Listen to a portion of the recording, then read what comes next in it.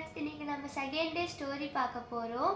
எல்லாரும் ஸ்டோரி கேட்க எல்லாம் ஆவலாக இருக்கீங்களா? வாங்க ஸ்டோரிக்குள்ளே போகலாம். ஒரு வயசான மேஸ்திரி இருந்தார்.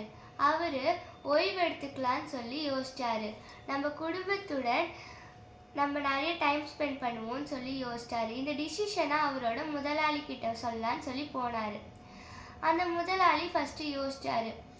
ஒரு நல்ல ஹார்ட் ஒர்க்கர், பல வருஷமாக நம்ம கிட்டேயே வேலை செய்கிறாங்க, ஆனால் வேலையை விட்டு போகிறாங்களே, கொஞ்சம் கஷ்டமாக இருந்துச்சு. அப்புறம் யோசிச்சுட்டு, ஓகே சார், நீங்கள் ஓய்வு எடுத்துக்கலான்னு சொல்லி பெர்மிஷன் கொடுத்தாங்க. பட் அந்த முதலாளி எனக்காக லாஸ்ட் ஒரு ஹெல்ப் பண்ணுங்க அப்படின்னு கேட்டாங்க. அதுக்கு அந்த மேஸ்திரி ஓகே சார், என்ன ஹெல்ப் கேட்டாங்க. முதலாளி எனக்காக லாஸ்ட்டாக ஒரே ஒரு வீடு மட்டும் கட்டி கொடுத்துருங்க சார் அப்படின்னு சொன்னாங்க. மேஸ்திரி ஓகே சார், கட்டிடலாம் அப்படின்னு சொன்னாங்க. வீடு கட்ட ஆரம்பித்தாங்க. முன்னாடி மாதிரி மேஸ்திரி ஒரு ப்ராப்பர் பிளானோடையோ நீட் டிசைனோடையோ இல்லை கரெக்டான மெட்டீரியல்ஸோடையோ பண்ணலை. இது நம்ம லாஸ்ட் ப்ராஜெக்ட் தானே, எப்படி பண்ணால் நம்மளுக்கு என்ன அப்படின்னு சொல்லிட்டு ஏடாகுடமாக பண்ணிட்டு இருந்தார். அந்த வீடு கட்டி முடிச்சிட்டாங்க. அப்புறம் முதலாளி சாவியை மேஸ்திரி கிட்ட கொடுத்தாங்க. மேஸ்திரிக்கு எதுவுமே புரியல.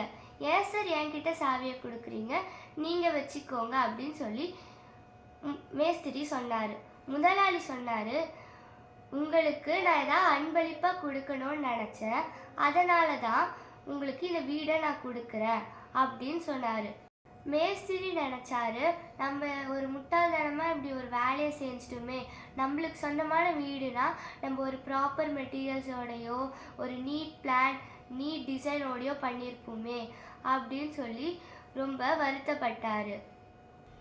இந்த ஸ்டோரியிலேருந்து நம்மளுக்கு என்ன தெரியுதுன்னா, நம்மளுக்கு கொடுத்த வேலையை நம்ம கரெக்டாக பண்ணிடணும்.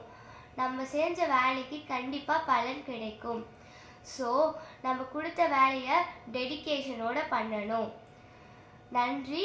அடுத்த ஸ்டோரி வீடியோவில் நம்ம சந்திப்போம். Bye friends.